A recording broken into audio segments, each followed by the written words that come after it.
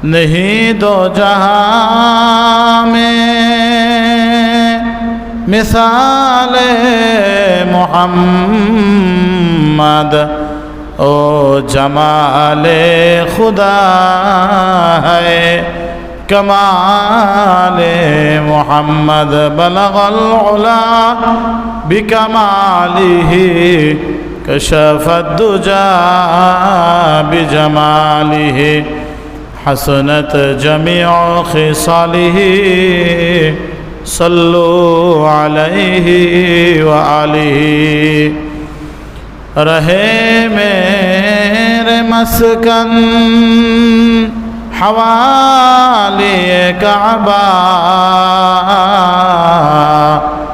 बने मेरे मदफन दियारे मदीना बलगल उला बिकमालिही कशफत दुजा बिजमालिही हसनत जमीउ खिसालिही सल्लु अलैहि व आलिही। अल्हम्दुलिल्लाह।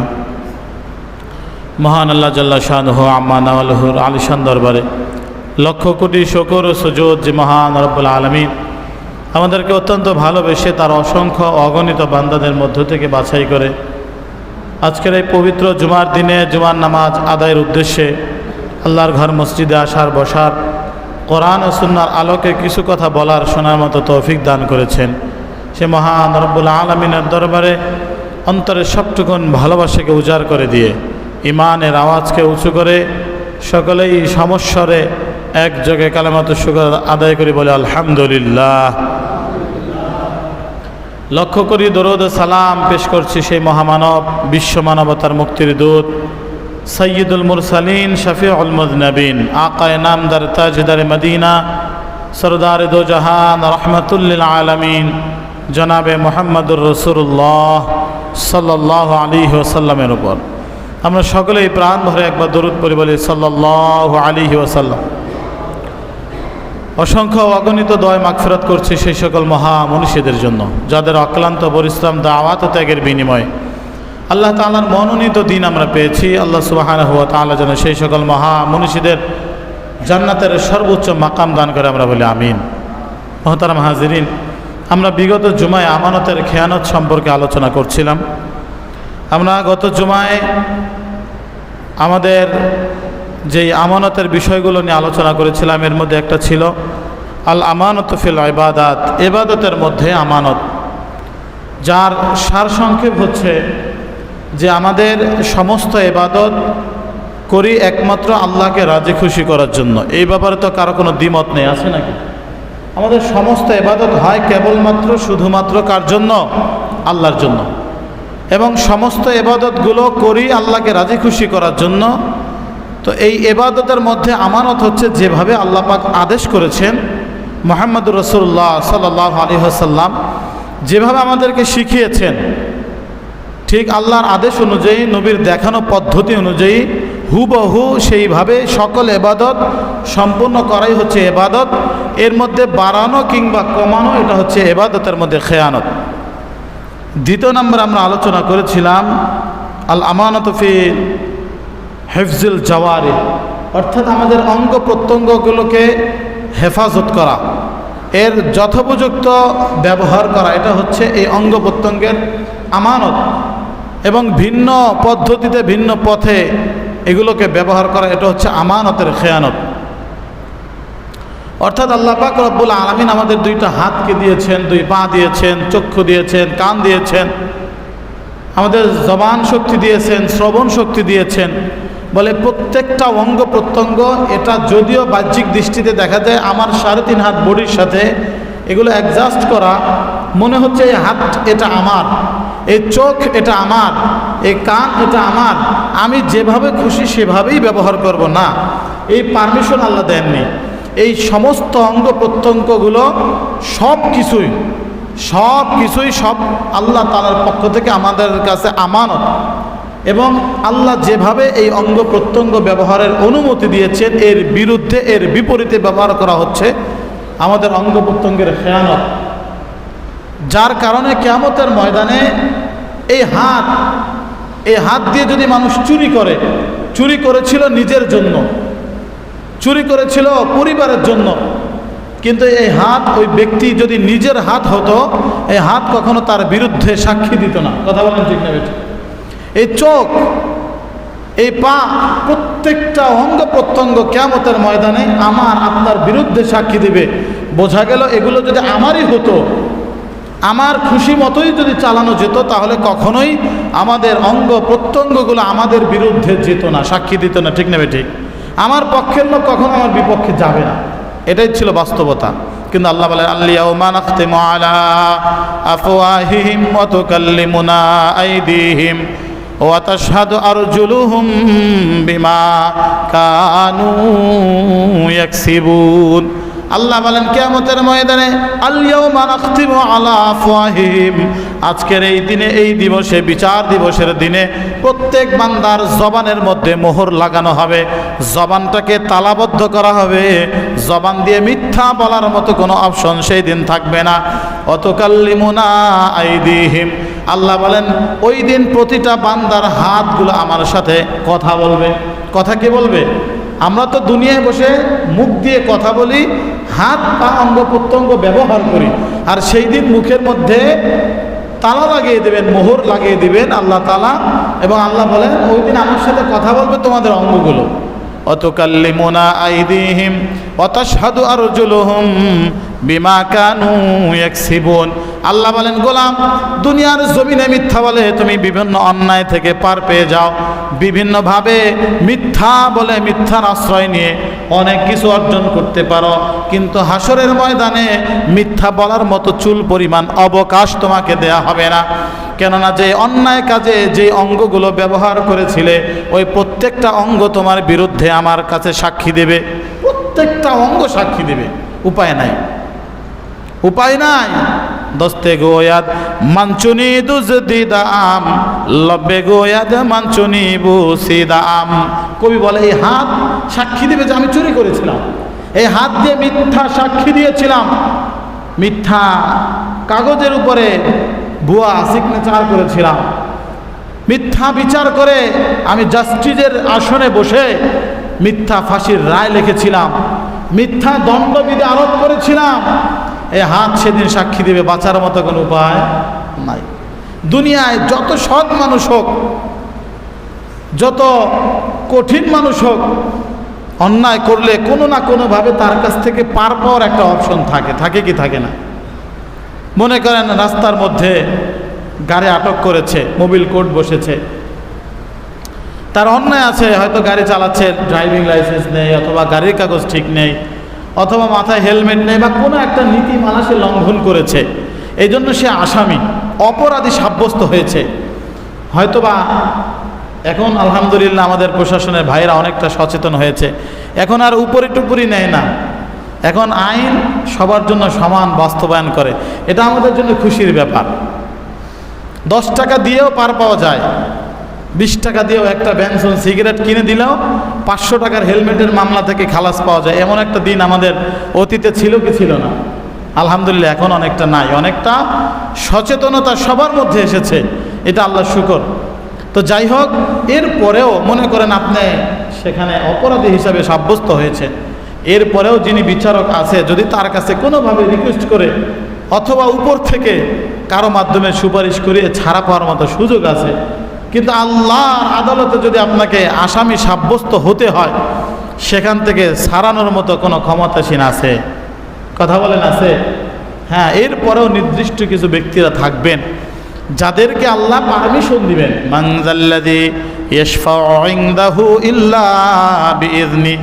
আল্লাহ বলেন আমার সামনে সুপারিশ করবে এমন কারো শক্তি নেই, সাহস নেই, যতক্ষণ পর্যন্ত না আমি আল্লাহ তাকে অনুমতি দান করব। আল্লাহ যতক্ষণে অনুমতি না দিবে ততক্ষণ পর্যন্ত কেউ কারোর জন্য সুপারিশ করতেও পারবে না। আল্লাহ বলেন ইয়াউমা ইয়াকুমুর রূহু ওয়াল মালাইকাতু সাফফান লা ইয়াতাকাল্লামুনা ইল্লা মান আযিনা লাহুর রহমান। কিয়ামতের ময়দানে ফেরেশতাগণ সারিবদ্ধভাবে দাঁড়িয়ে যাবে, লা ইয়াতাকাল্লামুন, একজন মানুষ একজন ফেরেশতাও একটা কথা বলার মতো সাহস রাখবে না, অনুমতি নাই, ইল্লা মান আযিনা লাহুর রহমান, তবে যাকে দয়াময় আল্লাহ অনুমতি দেবে শুধু সেই কথা বলবে, এছাড়া কারো কথা বলার সুযোগ নেই। যাই হোক, তো বলতেছিলাম আল আমানাতু ফি হিফজিল জাওয়ারি, আমাদের অঙ্গ প্রত্যঙ্গগুলো হেফাজত করা এটা আমাদের কাছে আমানত, যাচ্ছে তাই ব্যবহার করব। এই সুযোগ যদি থাকতো তাহলে কিয়ামতের মাঠে 5টা প্রশ্নের উত্তর দিয়ে এরপরে পার পাওয়া লাগতো না, এর আগেই পার পাওয়া যেত। যৌবন আমার কাছে আপনার জন্য আমার জন্য আমানত, আমাদের এই হায়াত আমার জন্য আপনার জন্য আমানত, আমার সম্পদ আমার কাছে আমানত। আপনি মনে করেন আমার টাকা আমি উপার্জন করেছি, যাচ্ছে তাই ব্যবহার করব। এটা কি মদের বাড়ি ব্যয় করব, নাইট ক্লাবে ব্যয় করব, নাকি কোনো তাফসির মাহফিলে ব্যবহার করব, নাকি কোনো এতিমখানায় দিব, নাকি কোনো গরিব দুস্থ অসহায় মানুষকে দিব? এটা আমার যেভাবে খুশি সেভাবেই দিব। বলে না, এই অনুমতি আল্লাহ আপনাকে দেন নাই। যদি সব আপনারই হতো তাহলে হিসাব কেন নেবেন আল্লাহ? কথা বলেন, আল্লাহ হিসাব নেবেন কি নেবেন না? আমার আপনার যদি প্রকৃতপক্ষে মালিকে হতাম তাহলে তো আল্লাহ পাকের কাছে হিসাব দেয়া লাগতো না। আমার জিনিস হিসেবে আমি কাকে দিব? তার মানে এগুলোর প্রত্যেকটা কার পক্ষ থেকে আমানত? আল্লাহ তাআলার পক্ষ থেকে আমানত। আর একটা আমানত হচ্ছে আল আমানাতু ফিল কালাম, কথার মধ্যে আমানত রক্ষা করা। অন্য অন্য আমানত রক্ষা করতে পারলেও আমরা যেই জায়গায় ধরা খেয়ে যাই, আটকে যাই, সেটা হচ্ছে জবান। জবানের কাছে আমরা ধরা পড়ে যাই। সিদ্দিক আকবর রাদিয়াল্লাহু তাআলা আনহু মাঝে মাঝে নিজের জিভ টেনে ধরতেন আর বলতেন, সাবধান, তোমার কারণে যেন আমি ধ্বংস হয়ে না যাই। এই জবান মানুষকে ধ্বংসের দ্বার প্রান্তে নিয়ে যাবে, আবার এই জবান মানুষকে আল্লাহর আযাব থেকে রক্ষা করবে। ঠিক নেবে ঠিক? এই জবানের ভুল আমাদের বেশি হয়ে থাকে, জবানের খেয়ানত আমাদের বেশি হয়ে থাকে। আল্লাহ তো আমাদেরকে সতর্ক করেছেন, মা ইয়ালফিযু মিন কাউলিন ইল্লা লাদাইহি রাকীবুন আতীদ। আল্লাহ বলেন প্রতিটা বের হওয়া শব্দ, আমার আপনার ভিতর থেকে যেই শব্দগুলো বের করছি, এই যে কথাগুলো বলছি, প্রতিটা শব্দ বের হওয়ার সাথে সাথে নির্দিষ্ট ফেরেশতারা এগুলোকে কাউন্ট করে ফেলে, লিখে ফেলে। অর্থাৎ আমি আপনি অনেক সময় হয় না, একটা কথা বলেছিলাম, একজন আপনাকে ওয়াদা দিয়েছিল, যখন ওয়াদা পূরণের সময় আসে তখন কথা ঘুরিয়ে ফেলে, যেটাকে আমরা আঞ্চলিক ভাষায় বলি পোল্টি মারছে, বলি কি বলি না? সাথে সাথে কথা ঘুরিয়ে ফেলে। হয়তোবা দুনিয়ায় কথা ঘুরানোর অপশন আছে, কিন্তু আখেরাতে কথা ঘুরানোর অপশন নেই। কেন? আমার আপনার কথাগুলো লেখা হচ্ছে, আমি আপনি অস্বীকার করতে চাই, আমার সামনে আমলনামা পেশ করা হবে, আর কোনো অপশন থাকবে না। প্রিয় ভাইয়েরা, এজন্য কথার আমানত হচ্ছে সত্য কথা বলা, সদা সর্বদা কি বলা? সত্য কথা বলা। as-sidqu yunji wal kidhbu yuhlik, সত্য মানুষকে মুক্তি দেয়। সত্য মানুষকে কি দেয়? মুক্তি দেয়। আর মিথ্যা মানুষকে ধ্বংসের দিকে নিয়ে যায়। সত্য মানুষকে হেদায়েতের পথ দেখায়, আর হেদায়েত মানুষকে জান্নাতে নিয়ে যায়, বলি সুবহানাল্লাহ। মিথ্যা মানুষকে গোমরাহির দিকে নিয়ে যায়, মিথ্যা মানুষকে পথভ্রষ্ট করে, আর পথভ্রষ্টতা মানুষকে জাহান্নামে নিয়ে যায়। যত মিথ্যা আবিষ্কার হয়েছে সবচেয়ে বেশি এই বর্তমান ডিজিটাল জমানায়, মোবাইলের যুগে। মোবাইল কানে নিয়ে ঘরে বসে আছে, ফ্যানের নিচে, এসির নিচে, বলে ভাই আমি তো একটু গুরুত্বপূর্ণ কাজে, জরুরি কাজে ঢাকার বাইরে আসছি, এসে আপনার সাথে সাক্ষাৎ করবো, অথচ যিনি দেখা করতে আসছে উনি বাড়ির দরজার সামনে, উনি ঘরের ভিতরে। এমনটা আছে না নাই? আমি বেশ কিছুদিন আগে এক ভদ্রলোককে শুনতেছিলাম, এক মসজিদে উজু করতেছিলাম, তো ফোনে কথা বলতেছে, আর বলতেছে, ভাই আমি তো একটু কুয়াকাটা আসছি এমার্জেন্সি কাজে, এখানে 2-3 দিন সময় লাগবে, কুয়াকাটা থেকে এসে আপনার সাথে যোগাযোগ করব। তো আমি দৌড়ে উজুখানা থেকে বের হলাম যে আমি একটু কুয়াকাটা সমুদ্র সৈকতটা যদি উজুখানে বসে দেখতে পারি। যেহেতু উনি বর্তমানে কোথায় আছে? কুয়াকাটা আছে। আমি জীবনে যাই নাই, যদিও আমার বাড়ি দক্ষিণাঞ্চলে, আমার জীবনে যাওয়ার সুযোগ হয় নাই। যদি অজুখানায় বসে দেখা যায় যে কুয়াকাটা দেখতে কেমন, পরে বের হয়ে দেখলাম উনি কথা বলতে বলতে চলে যাচ্ছে। আফসোস, মানুষ এত টাটকা মিথ্যা কথা বলে। এই মোবাইল আসার পরে মিথ্যার পরিমাণটা আগের তুলনায় বাড়ছে নাকি কমছে? আগের তুলনায় অনেক বেড়ে গিয়েছে। কারণ আপনি তো যার সাথে কথা বলছেন আপনি তো তাকে সিলেক্ট করতে পারছেন না, তার লোকেশন আপনি নির্দিষ্ট করতে পারছেন না সে বর্তমানে কোথায় আছে। এক একটা মিথ্যা কথার জন্য কমপক্ষে হলেও 7,500 বছর জাহান্নামে জ্বলতে হবে বলেন নাউজুবিল্লাহ। আম্মা জান আয়েশা রাদিয়াল্লাহু তাআলা আনহা বলেন যে নবীজির সাথে যদি কেউ কোনো মিথ্যা কথা বলতো, নবীজি পেরেশান হয়ে যেতেন, অস্থির হয়ে যেতেন। নামাজ পড়ছেন, ঘরে যাচ্ছেন, মসজিদে যাচ্ছেন, কিন্তু নবীর অস্থিরতা কমে না। আম্মা জান জিজ্ঞাসা করে, ইয়া রাসূলুল্লাহ আপনার অবস্থা কি, এমন অস্থির দেখা যাচ্ছে কেন, আপনি পেরেশান কেন? বলে যে আমার শুধু টেনশন লাগছে যে ওই লোকটা আমার সাথে মিথ্যা কেমনে বললো। একজন মুমিন কিভাবে মিথ্যা বলে এটা আল্লাহর রাসূল মানে তার বোধগম্য হচ্ছে না। যতক্ষণ না পর্যন্ত ওই ব্যক্তি তওবা করতেন, এই খবর নবীর কাছে পৌঁছাইতো না, ততক্ষণ পর্যন্ত নবীর টেনশন দূর হতো না। চিন্তা করতে পারেন, মিথ্যা এত বড় জঘন্যতম একটা অপরাধ। কোনো ব্যক্তি একটা মিথ্যা কথা বললে ওই মিথ্যার দুর্গন্ধ এত পরিমাণ বেশি যে মিথ্যা বলার সঙ্গে সঙ্গে তার আশেপাশের সমস্ত রহমতের ফেরেশতারা, বুখারীর বর্ণনা এসেছে 1 মাইলের দূরত্বে চলে যায় বলি নাউজুবিল্লাহ। এখন চিন্তা করেন তো, সকাল থেকে রাত পর্যন্ত হিসাব করলে হুজুর থেকে খাজুর, পাবলিক থেকে তাবলিগ, মিথ্যা 2-4টা বলে না এমন লোক খুব কমই আছে বর্তমান সমাজে। ঠিক বললাম না ভুল বললাম? এই মিথ্যা বলার মধ্যে 2 শ্রেণী বেশি পটু। কয় শ্রেণী? কারো গায়ে লাগলে আমাকে মাফ করবেন। এক শ্রেণী হচ্ছে আমি শ্রেণী, মানে হচ্ছে বক্তারা।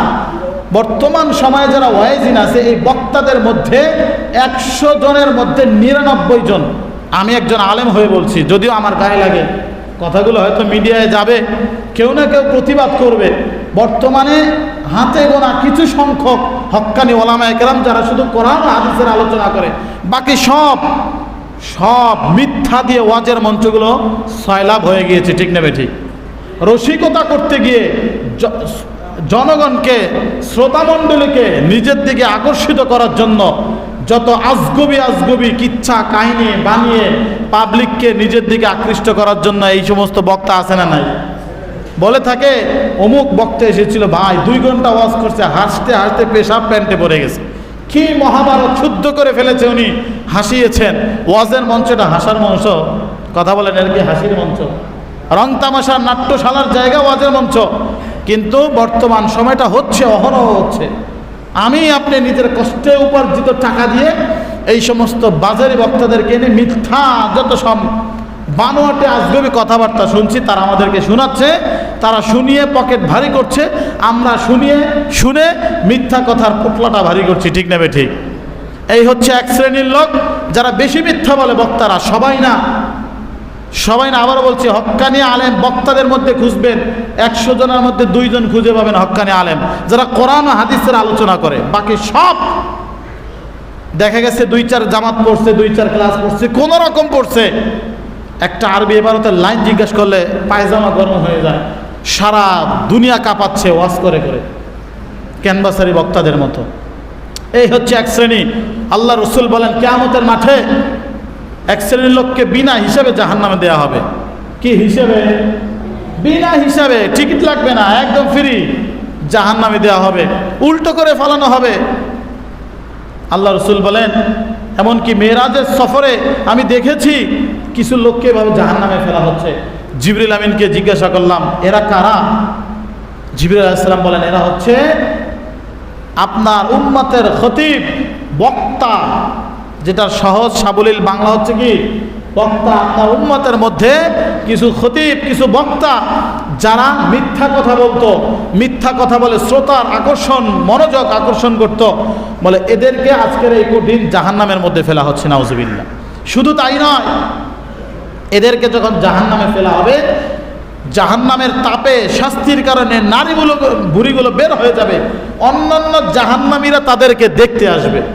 আসার পরে জিজ্ঞাসা করবে কি হুজুর অমুক মঞ্চে না আপনি স্টেজ কাঁপাইছিলেন, আপনার ওয়াজ শুনে আমার চোখের পানি ফেলে আমি তওবা করে ওই দিন থেকে দাঁড়িয়ে রাখছি, ওই দিন থেকে নামাজ পড়ছি, মৃত্যুর আগ পর্যন্ত কোনো অন্যায় কাজ করি নাই। তো আপনার কথা শুনে আমরা মুক্তি পেলাম, কিন্তু আপনার এই দশা কেন? বলে যে শোনো, আমি তো ওয়াজই করছি কিন্তু এগুলো তো কাজে লাগাই নাই। তুমি শুনে তুমি কাজে লাগিয়েছো, তোমারটা কাজে লেগেছে, তুমি নাজাত পেয়েছো, কিন্তু আমি তো শুধু ওয়াজ করেছি। অন্যায় কাজ থেকে বাঁচার জন্য আহ্বান জানিয়েছি, কিন্তু নিজে বাঁচার চেষ্টা করি না। এ হচ্ছে এক শ্রেণী। দ্বিতীয় নাম্বার, যারা বেশি মিথ্যা কথা বলে, বেশিরভাগেরা হচ্ছে পলিটিশিয়ান, রাজনীতিবিদ। রাগ করলেন আপনারা, এখানে কিছু রাজনীতিবিদ থাকতে পারেন, যে দলের থাকেন, হোক না সেটা ছাত্রলীগ, যুবলীগ, আওয়ামী লীগ, যুবদল, ছাত্রদল, বিএনপি, জামাত, যেই দলই বলেন না কেন, পলিটিশিয়ান যারা রাজনীতিবিদ, এদের মতো বহুরূপী মানুষ পৃথিবীতে দ্বিতীয়জন খুঁজে পাবেন না। ঠিক না ঠিক?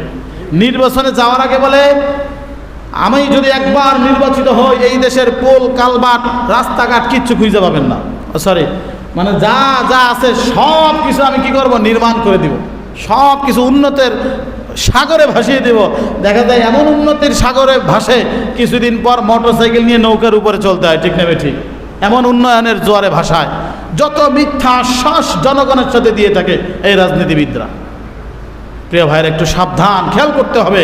আমি আপনি যেই হই না কেন, হাজী সাহেব, গাজী সাহেব, মুফতি সাহেব, ইমাম সাহেব, খতিব সাহেব, কোনো সাহেব ছাড় পাওয়ার সুযোগ নাই। প্রতিটা মিথ্যার বিনিময়ে কমপক্ষে ৭,৫০০ বছর জাহান্নামে জ্বলতে হবে বলি নাউজুবিল্লাহ। মিথ্যার সরাসরি সমাজের মধ্যে। টাকা চাইছেন, ভাই টাকা নাই।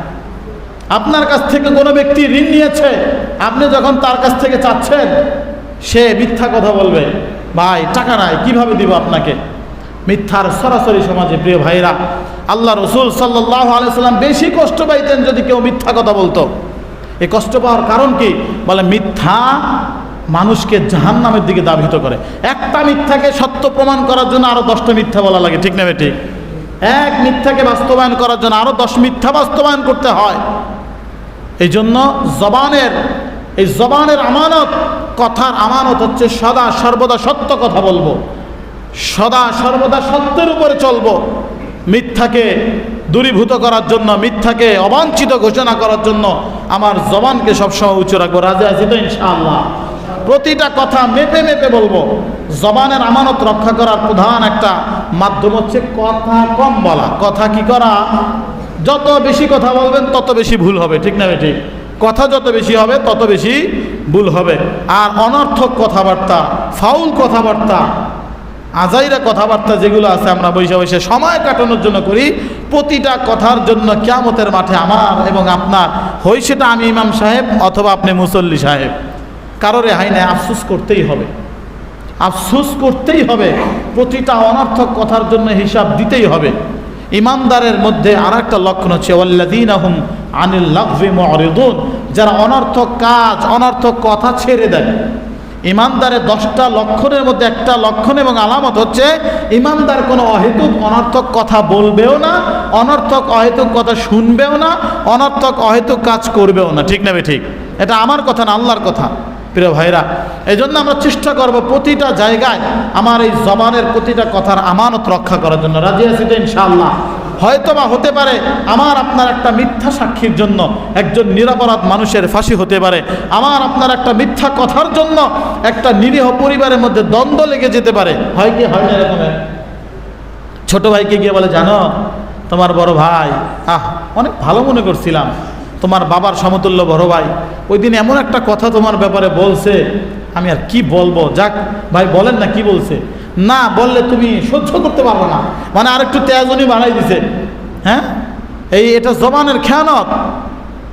শুধু খেয়ানত না, বরং আল্লাহ রসুল বলছেন যারা এই চগলখুরি করে, জবানকে অন্যায়ভাবে ব্যবহার করে, তারা কখনো জান্নাতে প্রবেশই করবে না। আওয়াজ দিয়ে বলি নাউজুবিল্লাহ। বড় ভাইকে গিয়ে বলে, জানো তুমি যেই ছোট ভাইকে এত কষ্ট করে লালন পালন করে বড় করলা, লেখাপড়া শিখাইলা, আজকে সেই ভাই তো তোমার কোনো দামই দেয় না, তোমার ব্যাপারে ভালো কিছু সহ্যই করতে পারে না।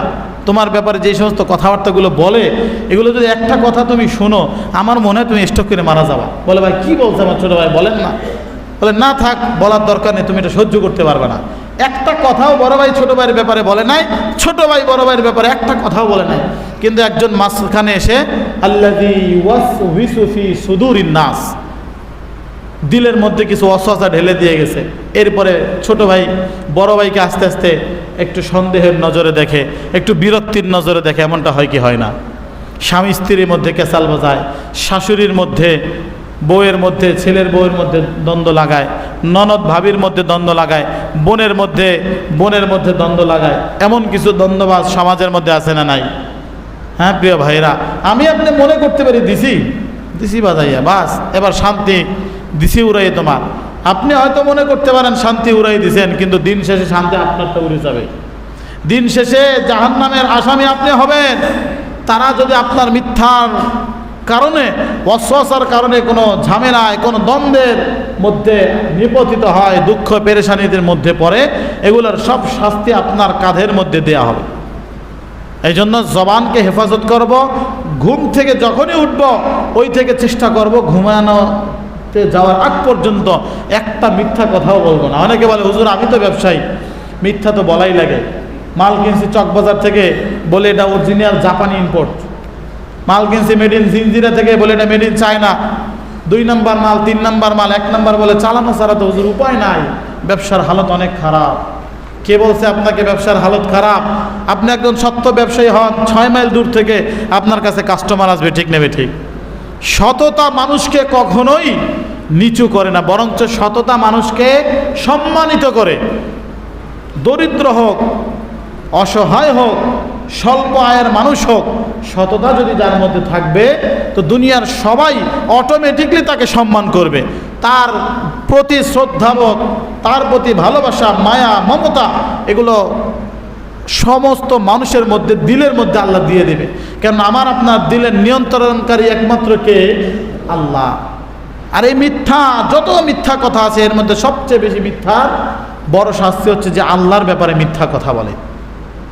কার ব্যাপারে মিথ্যা কথা বলে? আল্লাহ বলেন ওয়ামান আযলামু মিম্মান ইফতারা আলাল্লাহি কাযিবা। ওই ব্যক্তির চাইতে জালেম কে হতে পারে যে আল্লাহর ব্যাপারে মিথ্যা কথা বলে? যারা বলে আল্লাহর সন্তান আছে তারা আল্লাহর ব্যাপারে মিথ্যা অভিযোগ দেয় কি দেয় না? যারা বলে আল্লাহর স্ত্রী আছে, যারা বলে আল্লাহর কন্যা সন্তান আছে, মক্কার মুশরিকরা বলতো ফেরেশতারা হচ্ছে আল্লাহর মেয়ে, ফেরেশতারা আল্লাহর কি মেয়ে। খ্রিস্টানরা বলে ঈসা আলাইহিস সালাম আল্লাহর ছেলে, ইহুদিরা বলে উজাইর আলাইহিস সালাম আল্লাহর ছেলে। এগুলো বলে আল্লাহর বরত্ব বাড়ালো নাকি আল্লাহর মধ্যে দোষ ত্রুটি বাড়ালো? বলে ওই ব্যক্তির চাইতে জালেম কে হতে পারে? মান আযলামু, কে সবচেয়ে বড় জালেম যে আল্লাহর ব্যাপারে মিথ্যা কথা বলে? আমরা এই যে শুরুতে বললাম না যে বক্তারা বেশি মিথ্যা কথা বলে, বলতে বলতে এমন কিছু মিথ্যা ওয়াজ করে, বলে আল্লাহ বলছেন এটা, অথচ আল্লাহ কোথাও বলেন না।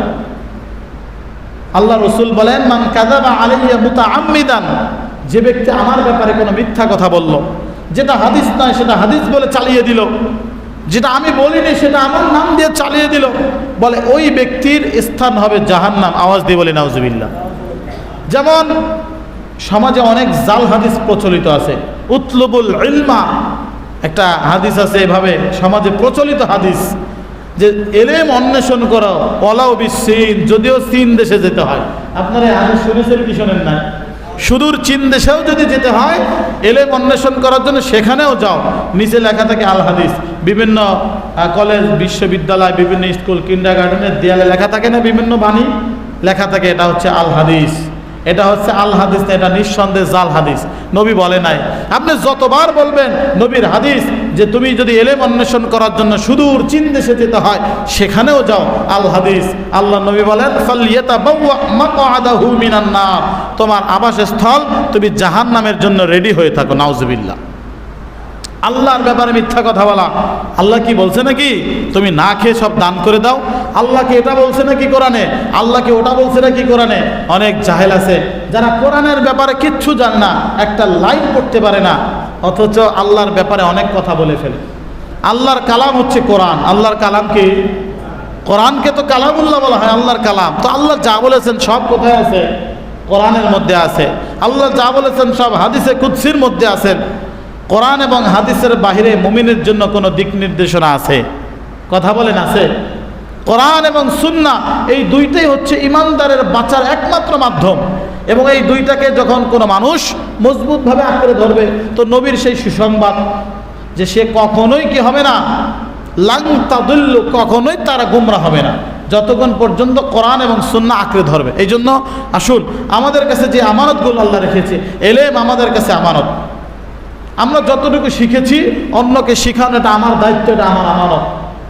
হক কথাকে হকভাবে উপস্থাপন করা এটা আমার জন্য আমানত।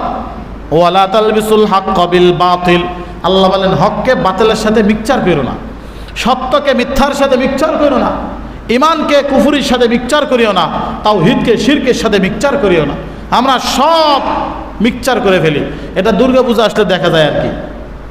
দুর্গাপূজা আসলে দেখা যায় যে সারা বছর হজ করে আসছে, নামাজ পড়ে আসছে, নামাজ পড়তে পড়তে কপালে হাঁটুতে দাগ পড়ে গেছে, এরপরে শারদীয় দুর্গাপূজার শুভেচ্ছা জানায়। দুর্গাপূজার পূজা মণ্ডপে গিয়ে সেখানে তাদের সাথে একাত্মতা ঘোষণা করে, বলে তাওহীদ আর শিরক এটা কখনো যেমন এক শিবিরে একসাথে এক জায়গায় একত্রিত হতে পারে না, বলে আসমান এবং জমিন এটাও যেভাবে একত্রিত হতে পারে না, কোনো ইমানদার এবং কোনো কাফের কখনোই সমকক্ষ এবং সমপরিমাণ হতে পারে না। ঠিক নেবে ঠিক? এটা আমার কথা না, আল্লাহর কথা। আল্লাহ বলেন ওয়াল আবদু মুমিনুন খায়রুম মিন মুশরিক। যদি একজন মুশরিক, যদি একজন কাফের, সে তোমার চেয়ে সম্পদের দিক থেকে বড়, সম্মানের দিক থেকে বড়, পদমর্যাদার দিক থেকে বড়। একজন ইমানদার, ন্যূনতম ইমান যার দিলের মধ্যে আছে, কিন্তু সে একজন ভ্যান চালক, একজন দিনমজুর, খেটে খাওয়া মানুষ, এরপরেও ওই ইমানদারের দাম বেশি। কেননা আল্লাহ ওই ইমানদারের জন্যই জান্নাত বানিয়ে রেখেছেন। বলি সুবহানাল্লাহ। জান্নাত কাদের জন্য বানিয়েছেন? ইমানদারের জন্য বানিয়েছেন। এই জন্য আল্লাহ বলেন ইয়া আইয়ুহাল্লাযীনা আমানুত্তাকুল্লাহ ওয়া কুলু কাওলান সাদীদা। ইমানদার যারা ঈমান এনেছো, প্রথম কাজ হচ্ছে আল্লাহকে ভয় করতে হবে। সর্ব অবস্থায় কাকে ভয় করতে হবে? আল্লাহকে ভয় করতে হবে। ওয়া কুলু কাওলান সাদীদা। এবং আমাদের জন্য আল্লাহর নির্দেশ হচ্ছে সবসময় সঠিক কথা বলতে হবে। অনেকে আছে কথা ঘুরিয়ে পেঁচিয়ে জিলাপির মতো পেঁচাই কথা বলে, আছে না নাই? এটা নবীর সুন্নাহ না। নবীর সুন্নাহ হচ্ছে সহজ সাবলীল ভাষায় কথা বলা, শুদ্ধ ভাষায় কথা বলা। আমরা অনেকে নিজেদের আঞ্চলিক ভাষাকে বেশি প্রাধান্য দেয়। নবীর একটা সুন্নাত কিন্তু শুদ্ধ ভাষায় কথা বলা। কেননা শুদ্ধ ভাষা দুনিয়ার সবাই বুঝে। আঞ্চলিক ভাষা সবাই না বুঝলেও শুদ্ধ ভাষা বেশিরভাগ মানুষ বুঝে, কিন্তু আঞ্চলিক ভাষা আপনার অঞ্চলের মানুষ বুঝবে। শুদ্ধ ভাষায় কথা বলা, সংক্ষেপে কথা বলা, এটা নবীর সুন্নাহ। সহজ সাবলীল ভাষায় কথা বলা, এটাও নবীর সুন্নাহ। এই জন্য আল্লাহ বলেন ওয়াকুলু কাওলান সাদীদা। তোমাদের কথার মধ্যে সত্যতা অবলম্বন করো। যেটা সঠিক কথা সেটা বলো, যেটা ব্যাঠিক সেটা বলিও না। সত্যতার উপরে থাকলে লাভ কি? ইউসলিহ লাকুম আ'মালাকুম ওয়া ইয়াগফির লাকুম যুনুবাকুম। আল্লাহ সুসংবাদ দিয়েছেন, সঠিক কথা বলবেন, সৎ পথে চলবেন, তো আল্লাহ আমার আপনার জন্য সুসংবাদ দিয়েছেন ইউসলিহ লাকুম আ'মালাকুম। আমাদের কাজগুলোকে, আমাদের আমলগুলোকে আল্লাহ নিজে সংশোধন করে দিবেন। সুবহানাল্লাহ। আমাদের ছোটখাটো ভুলগুলোকে সংশোধন করে দিবেন আল্লাহ। আরো সুসংবাদ দিচ্ছেন ওয়া ইয়াগফির লাকুম যুনুবাকুম। আল্লাহ আমাদের গুনাহগুলোকেও মাফ করে দিবেন, আমাদের গুনাহগুলোকেও মাফ করে দিবেন। কেউ কি আছে যে এখানে বলতে পারবে আমি কোনো গুনাহ করিনি, আমার দ্বারা কোনো গুনাহ হয়নি? আছে এখানে কেউ? ছোট বড় সবাই, কম হোক বেশি হোক, কোনো না কোনো ভুল ত্রুটির কারণে সে নিজেকে অপরাধী মনে করে। আচ্ছা তাও বাদ দিলাম, আমার আপনার নবীর যার আগের পিছে সমস্ত গুনাহগুলোকে মাফ করে দিয়েছেন, এবং সেটা আল্লাহ কোরআনেও জানিয়ে দিয়েছেন। ঠিক না ঠিক? আল্লাহ বলেন লিয়াগফিরা লাকাল্লাহু মা তাকদ্দামা মিন যামবিক ওয়া মা তাআখার। আল্লাহ বলেন আপনার আগের পিছের সমস্ত গুনাহগুলো মাফ। সুবহানাল্লাহ। কার টাকা? বিশ্ব নবীর। ওই নবী দৈনিক 100 বার ইস্তেগফার করতেন। ওই নবী রাত্রিকালীন সময়ে ইবাদত করতে করতে পায়ের গোড়ালি ফুলিয়ে ফেটে যেত, রক্তপাত হতো সেখান থেকে। সেই নবী তওবা করতে পারেন। আর গত 2-4 দিন আগে, অল্প কিছুদিন আগে এক কুলাঙ্গার, সেই পুরাতন পাপিষ্ট, আপনারা দেখেছেন। এগুলো বলতে হয় কেন? মিডিয়ায় যেমন তারা গোমরাহি ছড়ায়, আমাদেরও সেটা মিডিয়ার মাধ্যমেই জবাব দেওয়া উচিত। অন্যথায় যদি ঘরে বসে, ভিতরে বসে বসে আমরা আলোচনা করি, এর দ্বারা উম্মাত সতর্ক এবং সচেতন হতে পারবে না। আপনারা দেখেছিলেন 2013 অথবা 14 দিকে এক কুলাঙ্গার কাদের সিদ্দিকী, লতিফ সিদ্দিকী, হ্যাঁ, বঙ্গবীর কাদের সিদ্দিকীর ভাই, মনে আছে আপনাদের? বলেছিল মুহাম্মদ নাউজুবিল্লাহ সাল্লাল্লাহু আলাইহি সাল্লাম উনি নাকি একটা ব্যবসা করার জন্য এই হজের সিস্টেম চালু করছে। নাউজুবিল্লাহ বলবেন না? ব্যবসার জন্য নাকি হজের সিস্টেম চালু করেছে, যে মক্কার এই গরিব দুস্থ অসহায় মানুষগুলো কাছে বিভিন্ন রাষ্ট্র থেকে হজ করার জন্য আসবে, তো তাদের পুঁজি বাণিজ্য ব্যবসা বেশি হবে, এই জন্য নাকি হজের ব্যবস্থা মুহাম্মদ সাল্লাল্লাহু আলাইহি ওয়াসাল্লাম চালু করেছে। এছাড়াও ইসলামকে নিয়ে অনেক কটূক্তিমূলক বক্তব্য সেদিন সে দিয়েছিল, যার প্রতিবাদে সারা বাংলাদেশ থেকে তৌহিদ জনতা এটাকে প্রতিবাদ জানিয়েছিল। আপনাদের কি 2-4 জনের মনে আছে? মনে আছে আপনাদের? এই কুলাঙ্গার গত কয়েকদিন আগে আবার এক ওয়াজের মাহফিলে আমি বুঝি না এই দেশের জনগণ হুজুগে বাঙালি কি পরিমাণ হুজুগে, যার ব্যাপারে যার গালে জুতা মারার জন্য স্লোগান দিছে, কয়েকদিন পর আবার তারা এনে স্টেজে বসায়। হিতাহিত জ্ঞান শূন্য পাবলিক। সে বলতেছে, আপনাদের অনেকে হয়তো ভিডিওটা দেখেছেন, সে বলতেছে বুকে থাপড় দিয়ে বলতেছে আমি আমি আমি কোনো গুনাহ করি নাই, আমাকে দিয়ে আল্লাহর রহমতে আল্লাহ কোনো গুনাহ করায় নাই। এই জন্য আপনারা হুজুররা যারা তওবা করেন, হুজুররা যারা মোনাজাত করেন, আমি হুজুরদের মোনাজাতে আমিন বলি না। সে এত নিষ্পাপ মাসুম, সে কি করে না, কোনো গুনাহ করে না। এই জন্য কোনো আলেম যখন ওয়াজ করে, ওয়াজের শেষে যখন দোয়া করে, বলে এই জন্য আমি কোনো দোয়ার মধ্যে কি বলি না, আমিন বলি না, বলে যে আমার কোনো গুনাহ নাই। এই কথা কোনো বিকৃত মস্তিষ্কের মানুষ ছাড়া বলার সুযোগ আছে? তার মানে এই কথা বলা মানে নবীর শানে আবার বেয়াদবি করা। কেননা তওবা করলেই বলে আপনারা তো তওবা করেছেন, মানে আপনারা গুনাহ করার কারণেই ক্ষমাকে চায়। তার যুক্তি, ক্ষমাকে চায়, যে অপরাধী সেই তো ক্ষমা চায়। তো আমি অপরাধ করিনি, তাহলে আল্লাহর কাছে কেন বলবো আল্লাহ আমাকে ক্ষমা করেন? যুক্তি দেখছেন? শয়তান এই যুক্তির কাছে হার মানে। তার মানে সে যদি এই বক্তব্য বলে থাকে এবং এটার উপর অটল থাকে যে আমি তওবা এজন্য করি না, আমি আলেমদের দোয়ার শেষে আমিন এজন্য বলি না যেটা আমি গুনাহগার নই, আমি গুনাহ করি নাই, তাহলে নবীজি দৈনিক 100 বার ইস্তেগফার করতেন, তাহলে নাউজুবিল্লাহ নবী কি দৈনিক 100 বার গুনার কাজ করতেন? কথা বলেন, 100 বার গুনার কাজ করতেন? আল্লাহু আকবার। মানুষের মস্তিষ্ক বিকৃতি হয়ে গেছে, এরপরেও ওই কুলাঙ্গারকে জুতা মারার মতো কোনো লোক স্টেজে খুঁজে পাওয়া যায়। আমাদের যে কমন সেন্স, আমাদের যে আত্মমর্যাদাবোধ, এটা কি আছে এখন মনে হয় আপনাদের? হারিয়ে গেছে, শুধু নিজেকে নিয়ে ব্যস্ত হয়ে পড়েছে। তার মানে আপনি তওবা করছেন, আল্লাহ শিখাচ্ছেন রব্বানা যালামনা আনফুসানা ওয়া ইল্লাম তাগফির লানা ওয়া তারহামনা লানাকুনান্না মিনাল খাসিরিন। কোরআনের আয়াত না? আয়াত না?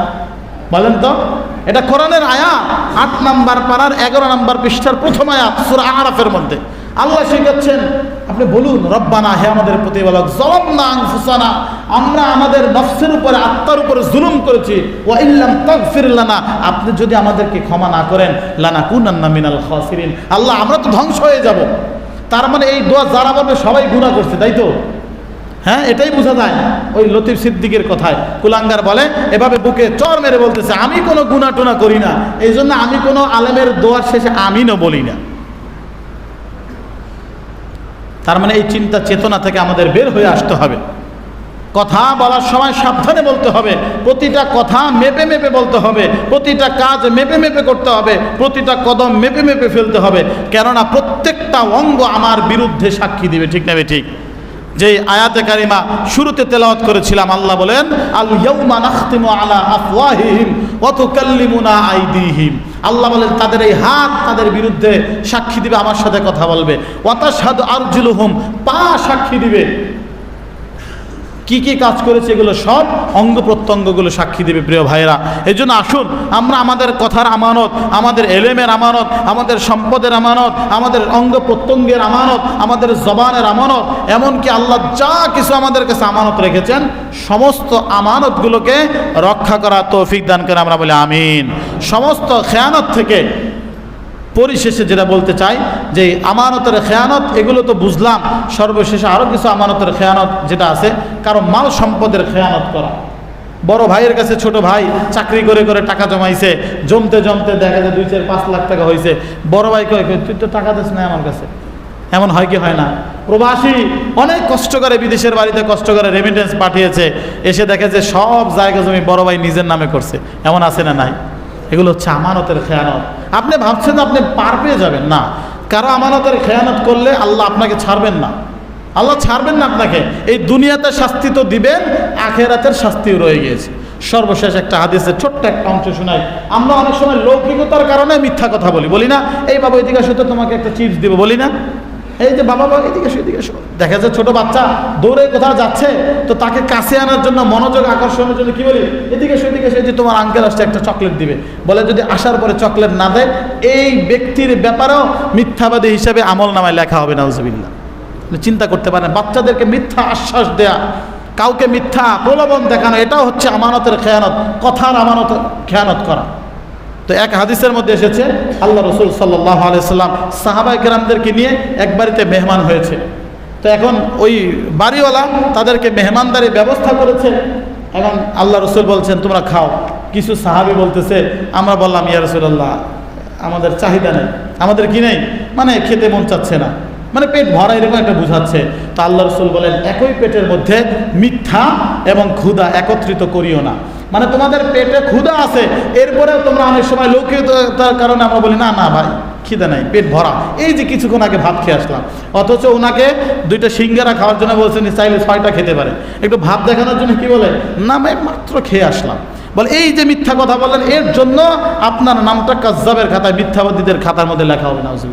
চিন্তা করতে পারেন। তাহলে আমাদের সচেতন সতর্কতার দরকার আছে না নাই? আল্লাহ যেন প্রতি অবস্থাতে আমাদেরকে সত্যের উপরে অটল অবিচল থাকার, এমনকি ফাঁসির মঞ্চে দাঁড়িয়েও আমি যেন সত্য কথা বলে আমার শেষ নিঃশ্বাস ত্যাগ করতে পারি। আল্লাহ যেন আমাদের সকলকে কবুল করেন, আমিন। ও আখিরু দাওয়ানা আলহামদুলিল্লাহি রাব্বিল আলামিন। যাদের সুন্নাত বাকি আছে 4 রাকাত কবলা জীবন সুন্নাত আদায় করেন।